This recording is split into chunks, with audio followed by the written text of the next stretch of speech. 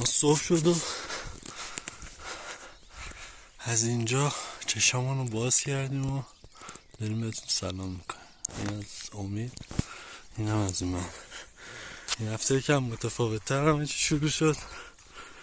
اینجوری بود که ما با ماشین اومدیم و دوباره هزار مسجدی که برامون اون هفته هم کارت دعوت فرستاد. اینا هم که دارید میبینید همه درختای ارس هستن که واقعا جذابه. همینجوری که ملاحظه میکنید این منطقه ییلاق اشایره همین هزار مسجده که الان به تاریخ فکر کنم اگه اشتباه نکنم باید 4/3 باشه، 4/3/1403 که هنوز نیومدن و دلیل نیومدن اشایرم سردی هواست. یعنی هنوز هوا اینجا به قدری سرد هست که اشایر نیومده باشن اینجا. همینجوری که میبینید خلاصه که جاتون خالی. حالا هستیم باهاتون در ادامه. فعلا همینجور که میبینیم بچه ها پایینن و داشتن صبونه میخوردن که من تصمیم گرفتم یه کمی از محلی که کم کردیم فاصله بگیرم بیام بالا ببینم چه خبر. این همون درخت های ارسی که از پایین نشونتون دادم و اینکه خیلی اینا گندن، یعنی از اون چیزی که توی تصویر میبینید خیلی گنده تر عبادشون و همینطور سنشون. حالا بریم جلوتر باز براتون تصویر میگیرم.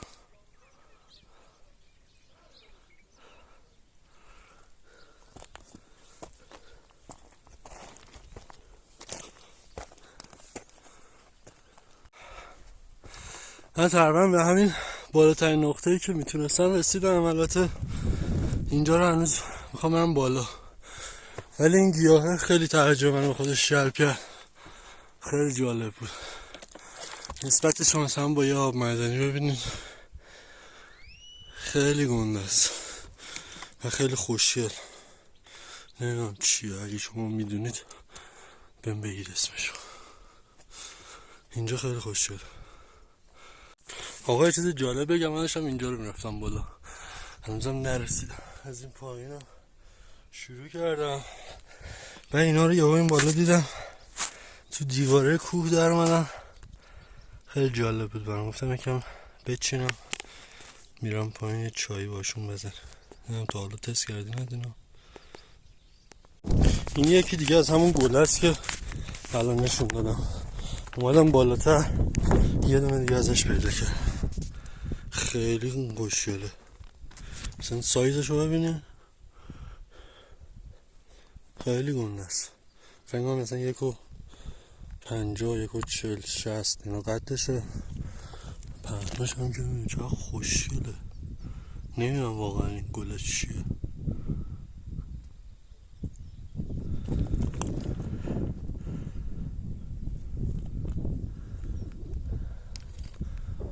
اینجا خیلی جذابه آقا.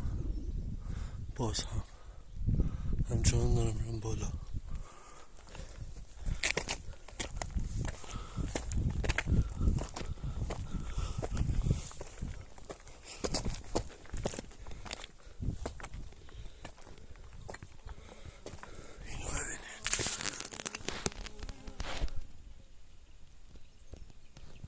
شبیه گل مریمه اگر اشتباه نگم اسمشو.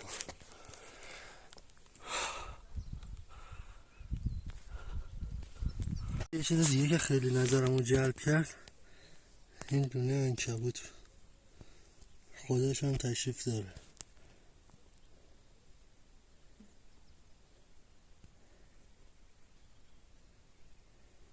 وای چی بگم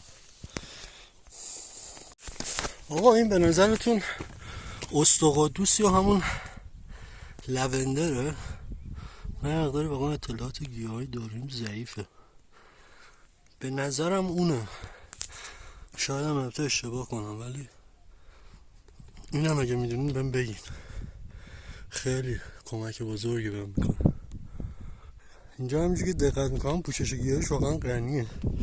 گیاهایی که من میشناسم توش کاکوتی هست، همین گل چای کوهی هست که حالا اسم علمیشو نمیدونم، بس سرچ کنم، و شاید خیلی چیزای دیگه هم هست که من حتی بلد نیستم و نمیشناسمش، ولی به لطف این بارونایی که اخیراً بوده به نظرم پوشش گیاهی هزار مسجد امسال خیلی غنیه.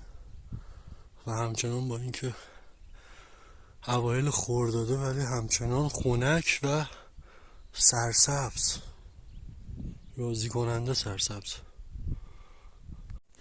آقا من این مسیر اومدم پایین، این فضایی یکی از این ارساس زیر این ارساس ها این تنشه، اینجا فضای مسطح داره و یه دونه ارسم از اینجا داره. جون میده واسه کمپ کردن، خیلی این زیر جذابه با این ویو. چی گفتین؟ این تنه خیلی خوشگله.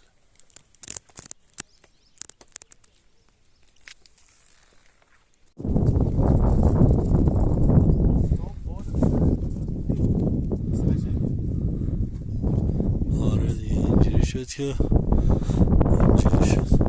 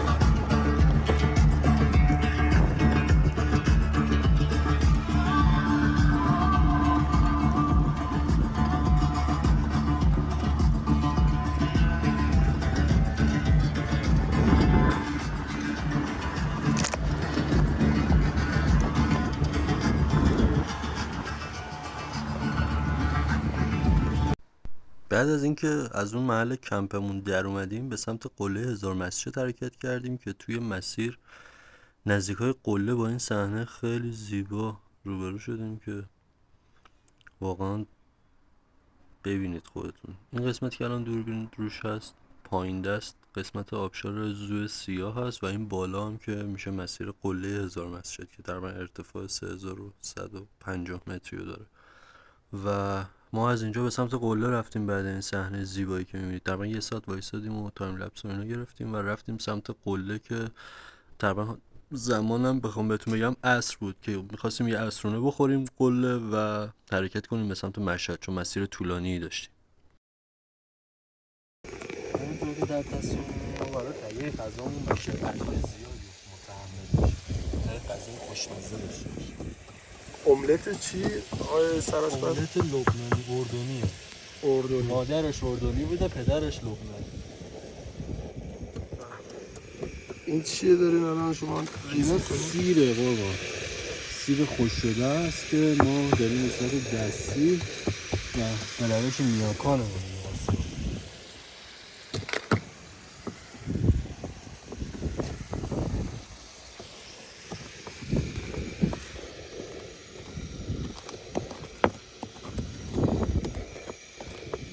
شما غذا رو بگیر، حالا در انتهاش هم الان بهتون نشون.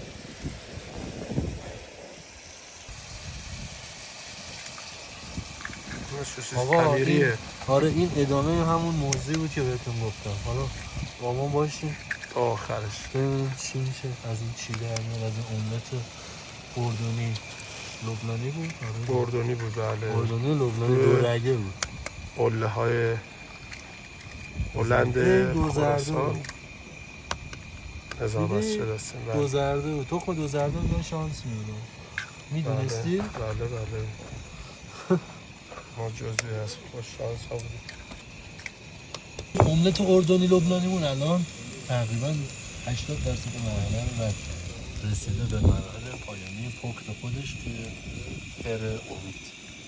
ما امروز سعی کردیم با این غذا بتونیم روابط دوستیمون رو بین اردن و ایران و لبنان گسترش بدیم و بیان اونا رو تو ارتباط نظام